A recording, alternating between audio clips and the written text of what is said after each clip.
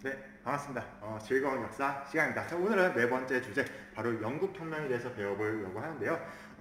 영국혁명, 굉장히 좀 어려운 오늘 배울 내용, 2학기 지금부터 아마 세네 개 차시? 한 세네 번 수업 더 조금 어려운 수업에 대해서 어려운 내용에 대해서 한번 얘기를 해볼 것 같아요. 왜냐면은 혁명사에 대해서 얘기를 하려고 하거든요.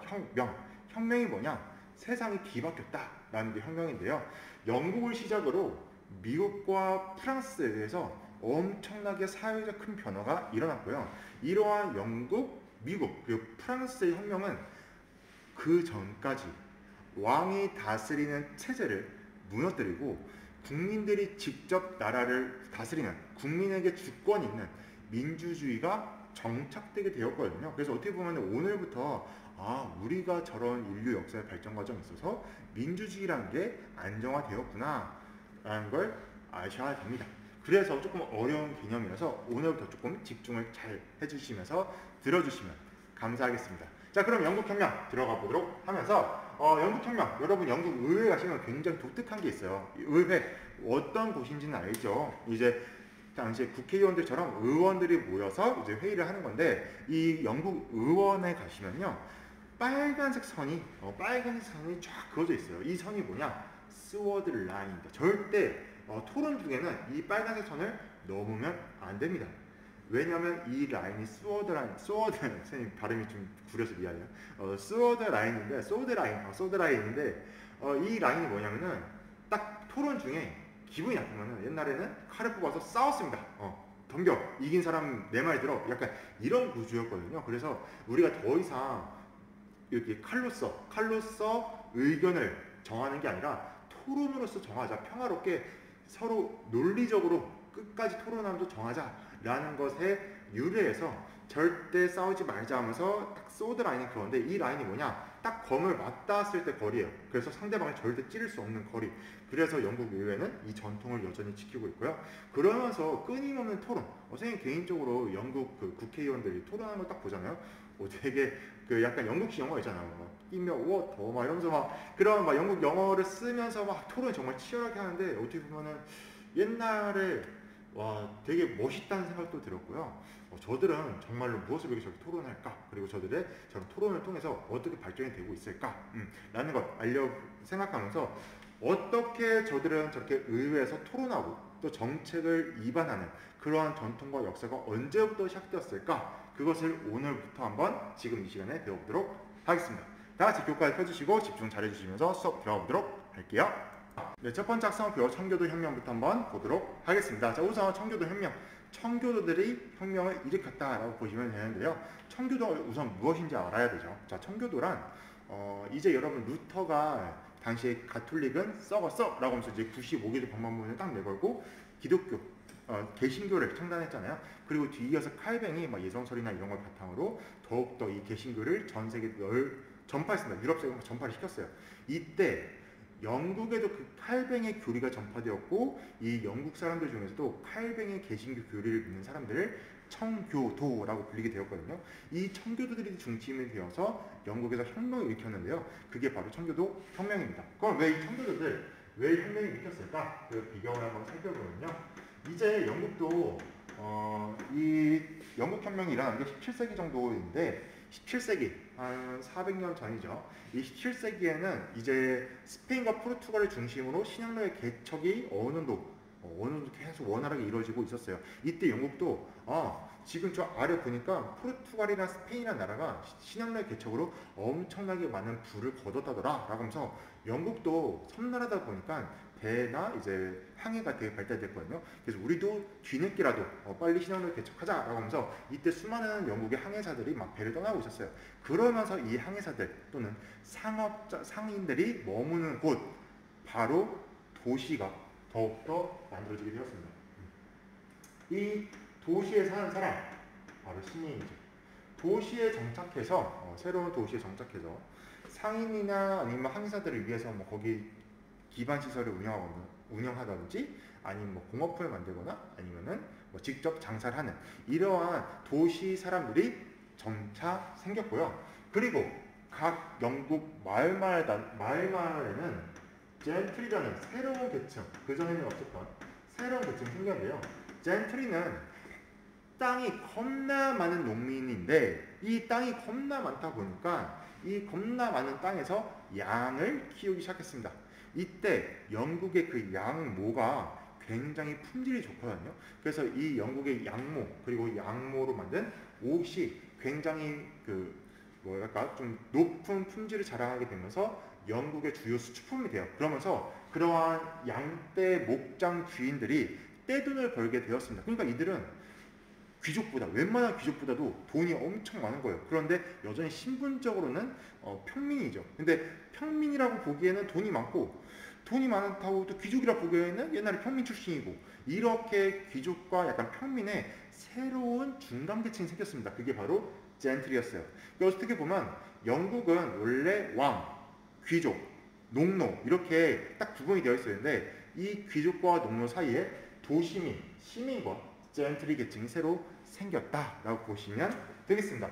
점차 17세기 되면은 이들이 경제적으로 영국이 더욱더 신화무역 개척에 참여하면서 더욱더 경제적으로 시민과 젠트리 계층은 더욱더 성장하고요.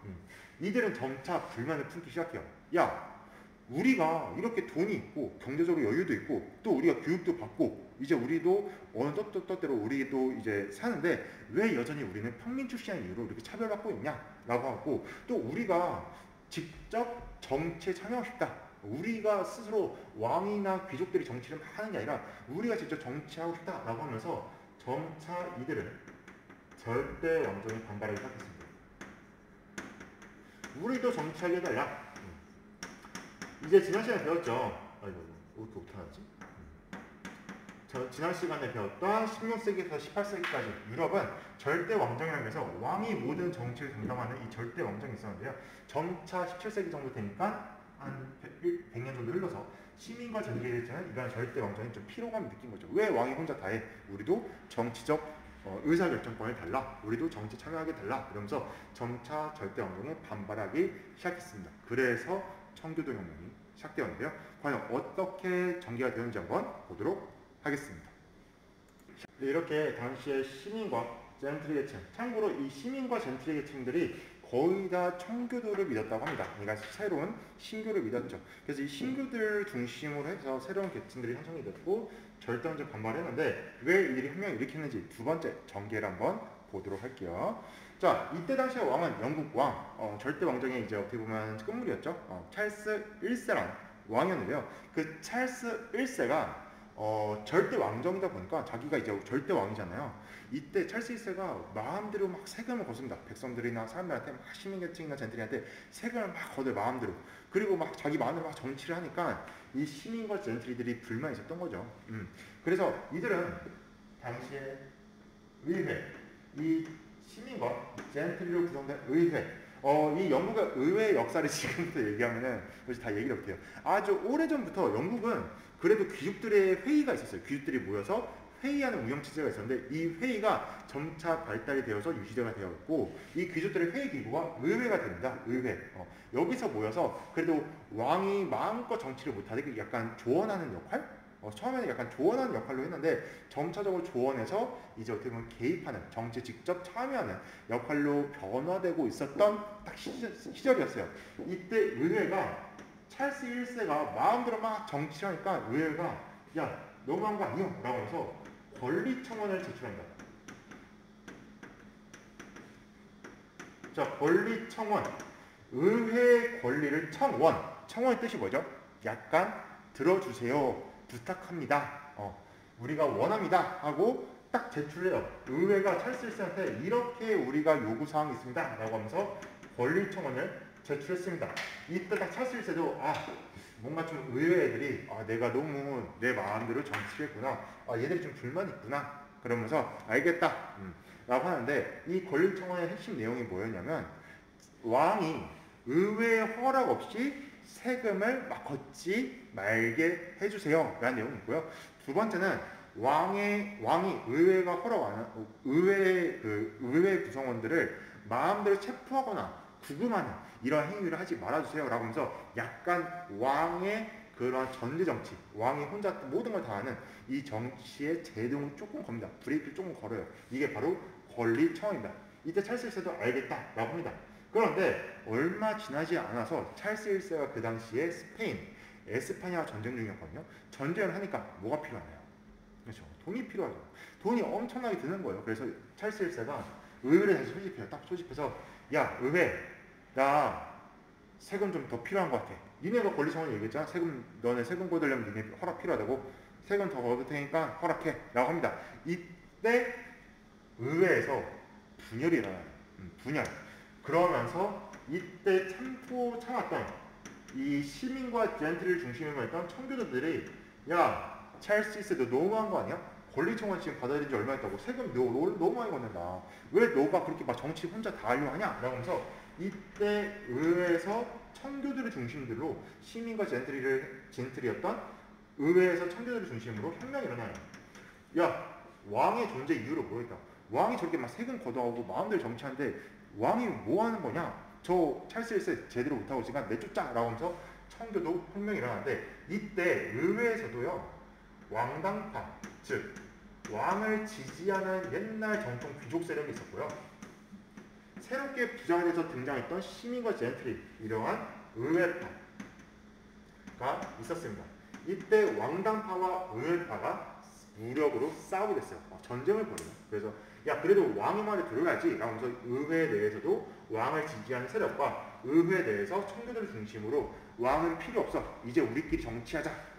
우리 의원들이 모여서 정치하자라는 의회파가 싸웠고 그 결과 의회파가 승리합니다.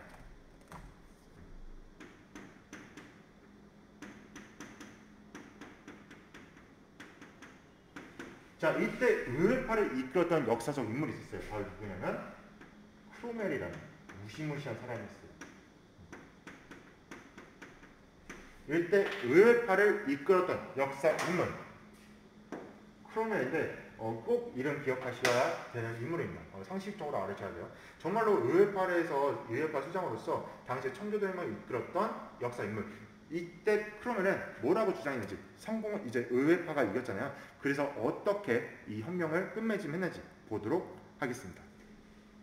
자, 청교도혁명 결과를 보도록 하겠습니다. 이렇게 당시에 시민과 젠틀로 구성된 의회파, 의회 안에서도 왕을 지지하는 왕당파와 얘들은 아마 귀족 출신이었을 거예요. 옛날부터 귀족이었던 애들. 의회파는 새롭게 등장한 젠틀 계층이나 시민 계층. 이 의회파들은 청교도를 많이 믿고 있었고 이때 청교도들이 왕당파와 싸워서 야 찰스 1세 무찌르자 라고 하면서 우리 의회가 국회의원들 우리 의원들이 영국을 정치를 참여하자 라고 하면서 의회파가 승리했습니다. 이때 의회파의 대장이 크로멜이었는데요. 이렇게 크로멜은 청교도 혁명에서 승리를 하자 당시에 찰스 1세를 죽여버립니다.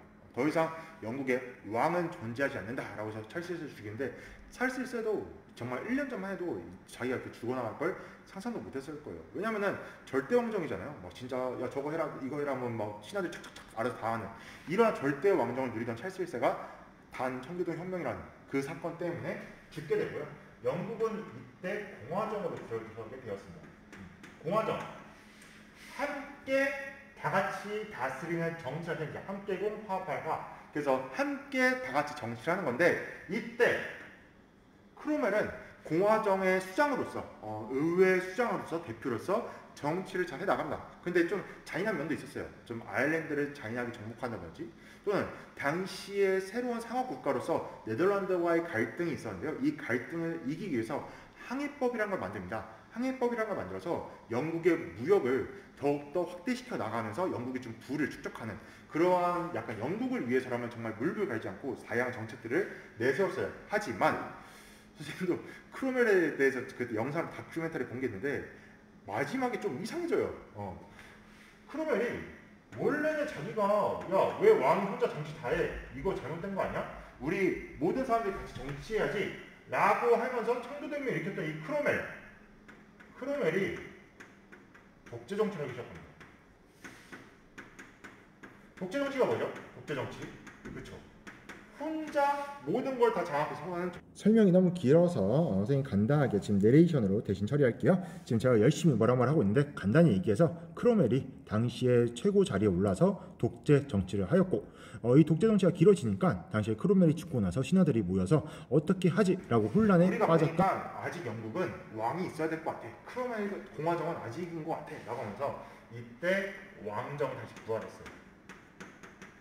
그래서 이 청교도 혁명을 이걸 성공했다고 봐야 되나 실패했다고 봐야 되나 좀 애매한, 선생님 개인적으로 선생님 평가할 때는 조금은 애매한 반쪽짜리 혁명이다 라고 생각을 해요. 왜냐하면 청교도 혁명을 일으켰을 때 목적은 왕정을 무너뜨리고 함께 다스리는 공화정을 세우자 였는데 정작 그 공화정을 세웠던 크로멜 본인이 그 공화정을 무너뜨렸거든요.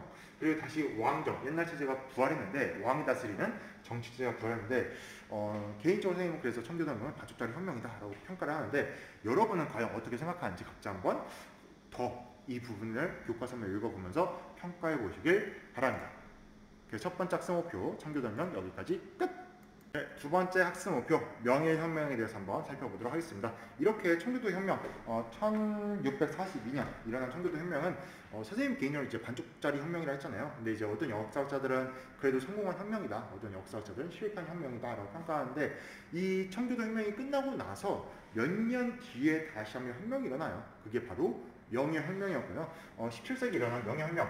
영국인들은 굉장히 좀 약간 프라이드를 가지고 있습니다. 자신, 약간 이걸 되게 뿌듯한 역사를 가지고 있어요. 왜냐하면 명예, 혁명, 좀 약간 말이 안 맞는 단어거든요. 혁명이란 건 사회를 변화시킨 거잖아요. 그 과정이 굉장히 명예로웠다라고 해서 명예혁명을 평가를 하는데 어떻게 혁명이 명예로웠는지 한번 보도록 하겠습니다.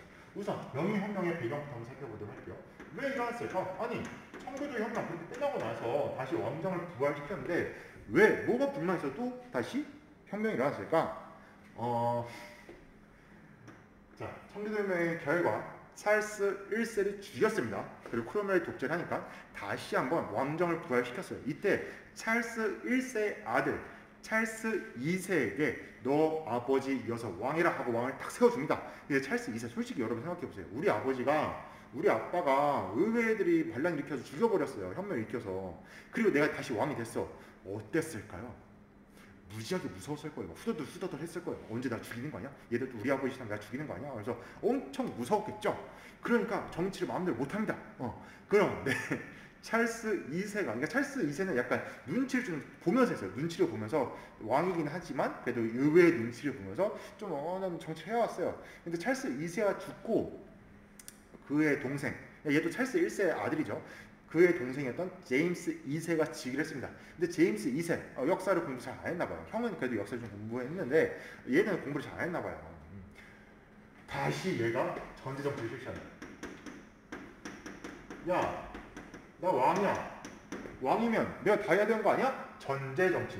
왕이 모든 것을 억제하면서 자기가 스스로 정치하는, 즉 독재. 그러니까 어떻게 보면은 옛날의 절대왕정 시대처럼 왕이 다른 거 다 안 봐. 내가 하고 싶은 대로 나라를 이끌어가겠다라고 하면서 제임스 2세가 전제정치를 부활시켰어요.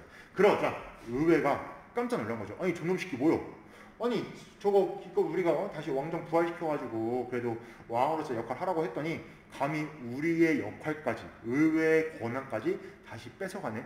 제가 다시 우리의 전제정치, 그러니까 절대 왕정을 부활시키려고 하네 라고 하면서 다시 의회가 이 제임스 2세 전제정치에 크게 반발하기 시작합니다. 그러면서 혁명을 일으켰어요. 정확히. 자, 어떻게 혁명이 일으켰냐? 의회는 즉각적으로 제임스 2세가 절대 왕정을 부활시키려고 하자 다시 의회가 모여서 회의를 열어서 결정을 내린다. 제임스 2세 몰아내자.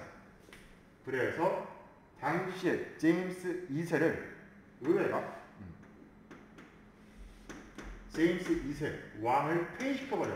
우리 제임스 2세 왕으로 인정해야 한다 라고 결정을 내린다. 그때 제임스 2세 깜짝 놀라요. 뭐야, 내가 절대 왕정인 줄 알았는데 여전히 의회의 힘이 세구나. 그런데 우리 아버지 찰스 1세 의회가 반란을 일으켜서 죽었잖아요. 제임스 2세도 황급히 도망을 갑니다. 나도 죽일지 몰라. 나도 죽으면 안 되지 하면서 프랑스로 도망가 버려요. 그러자 당시에 영국 왕가의 후손이었던 메리라는 공주가 있었거든요. 이때 메리는 당시 네덜란드에 있었던 윌리엄 공과 결혼했던 공주였어요. 그래서 당시에 메리, 이 영국 왕실의 후손이었던 메리에게 부탁합니다. 저기요, 우리 지금 왕이 도망가 버렸거든요. 당신이 와서 왕이 대신해주면 안 돼요? 그래서 당시 메리와 윌리엄이 공동왕으로 추대됩니다. 의회가 이 둘을 공동왕으로 추대를 해서 왕정을 계속 이어나갔어요. 그런데 메리와 윌리엄도 알았죠. 뭘 알았냐? 제임스 2세가 좀 까불다가 왕이 쫓겨났으니까 우리도 옛날처럼 절대 왕정 시대를 생각하면 안 되겠다. 의회의 권한이 강한 것을 인정해야겠다라고 합니다. 그래서 결과, 자, 명예훼손의 결과 어떻게 됐냐면 이 메리와 윌리엄이 의회가 제출한 권리 장전을 승인합니다. 잘 보세요. 권리 장전. 자, 권리 장전. 이게 뭐냐 하면 교과서 139쪽에도 있는데요. 거기 보시면 제1조 네모 안에 들어갈 말은 다 의회입니다. 제1조 의회의 동의 없이 법의 효력을 정지하거나 법의 집행을 하는 것은 금지다. 즉 왕이 법에 정해진 것만 하라는 거죠.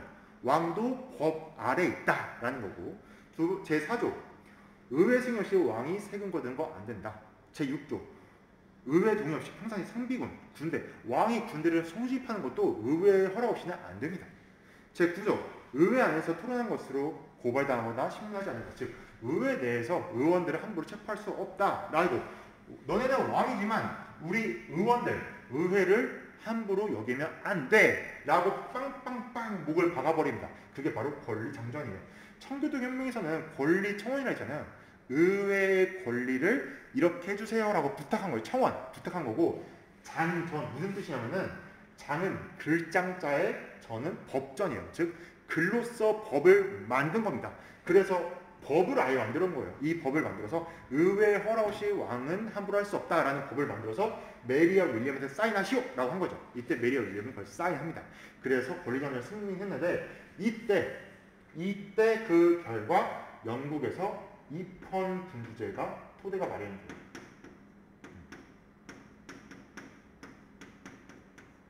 이때 이 사건으로 입헌 군주제가 토대가 되었습니다.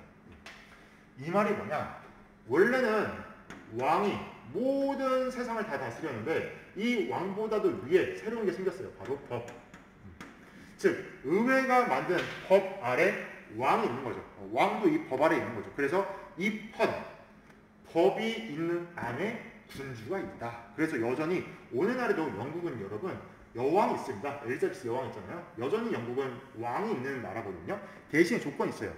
왕도 법 아래에 있어요. 그래서 의회가 만들어놓은 법을 꼭 지켜야 되는 게 영국의 정치 모습이고요. 이때부터 시작되었습니다. 그래서 왕이 법 아래에 있는 입헌 군주제가 이 명예혁명으로 시작되었고, 이때 제임스 2세가 도망을 가버렸잖아요. 그러면서 정말로 피 한 방울 없는, 청교도혁명은 정말로 막 의회파랑 왕당파가 싸워서 막 유혈 사태, 피가 막 서로 죽이는 사태가 일어났거든요. 이때는 서로 죽이는 게 없었어요. 정말로 평화롭게 어떻게 보면 정치적 권력이 왕에서 의회로 넘어왔거든요. 그래서 이 사건을 명예혁명이라고 평가를 하고 있습니다. 그래서 명예롭게 정말로 피 한 방울 없이 정말로 우리가 평화롭게 정권을 의회가 가지고 오게 되었다. 그래서 권리장전 승인까지 명예혁명의 결과를 봤고요. 그 이후에 영국 역사가 어떻게 되었냐? 점차적으로 의원의 의회의 힘이 강해져요. 이후 어떤 역사가 있었냐면은 메리와 윌리엄 뭐 이렇게 잘 정치하다 죽어요. 죽고 나서 그 후손이 막 가다가 앤 여왕까지 넘어오게 됩니다. 근데 앤 여왕이 이제 죽게 되고, 앤 여왕이 죽으니까 영국 왕실의 대가 없게 돼요. 그래서 야, 우리 영국 왕실 중에서 좀 약간 핏줄 찾다 왕시킬래 영국 왕의 핏줄 찾다가 보니까 저기 독일에서 태어난 조지 1세라는 애를 찾았습니다. 조지 1세. 이때 조지 1세한테 딱 부탁한 거예요. 지금 영국 왕실이 앤 여왕 죽고 나서 영국의 왕자리가 비어있거든요. 우리 왕이 되주시겠어요? 라고 해서 조지 1세가 당시 독일에서 태어난 사람이에요. 영국에 가본 적이 없어요. 54살이 됐을 때, 54살이 됐을 때 영국의 왕이 됩니다. 영국의 왕이 됐어요. 근데 여러분 생각해보세요. 50년 동안 독일 살던 사람이 영어 할 수 있나요? 영어를 못해요. 조지 1세는 딱 영국의 왕인데 그 나라 말을 못하면 영어를 못해요. 영어를 못하고 또 영국이 어떻게 돌아가는지도 몰라요. 그래서 어떻게 했냐? 야, 나 여기 왕 왜 된 거야? 나 정치 뭐 몰라. 영어도 몰라. 그냥 의회 너네가 다 해. 니네가 그냥 마음대로 다 해. 나 정치 안 할게. 나는 그냥 왕으로서 형식적인 존재지. 너네가 다 해거라. 라면서 이후 내각 책임제가 결성됩니다. 오늘날 영국도 내각 책임제자. 내각 책임제가 뭐냐면 국회의원들이 모여서 당시에 총리, 국회의원들의 의회 대표, 총리를 뽑고 이 총리를 중심으로 해서 국가가 운영되는 내각 책임제가 운영이 되고요. 영국은 이 이후로 왕은 형식적인 존재, 그러니까 왕은 약간 상징적인, 그냥 영국의 상징적인 왕으로서 존재하는 거고 모든 정치는 의회가 한다. 그래서 내각 책임제가 이때 형성이 되었다라는 것까지 기억하시면 되겠습니다. 네, 오늘 이렇게 영국혁명에 대해서 배웠는데요. 영국혁명, 이제 17세기에 일어난 청교도 혁명, 그리고 이어서 일어난 명예혁명까지 당시의 절대 왕정이 무너지고 이 절대 왕정, 왕이 갖고 있던 정치적 권력이 의회에 넘어가고 의회는 국민들을 대표해서 당시의 나라를 함께 다스리는 정치체제가 이때부터 이루겠고요. 영국은 이러한 과정 속에 독특한 입헌 군주제, 어디 보면 우리나라는 다르죠. 우리나라는 왕이 없잖아요. 근데 여전히 왕이 있지만 왕은 그냥 상징적인 존재, 그냥 약간 정치에 참여하지 않는 영국의 왕이란 존재로 남아있는 것 뿐이고 실제 정치는 의회 그리고 총리와 함께 모든 내각들이 하는 내각의 관리들이 하는 내각 책임제로 바뀌게 되었다는 점 기억하시면서 어떻게 보면 여러분이 한번 수업이 끝나면은 유튜브에 영국 의회 한번 검색해 보세요. 그들이 토론하는 문화 보면은 진짜 멋있어요. 다 그 스워드 라인. 우리가 절대 무력으로서 해결하는 것이 아니라 청교도혁명처럼 싸워서 우리가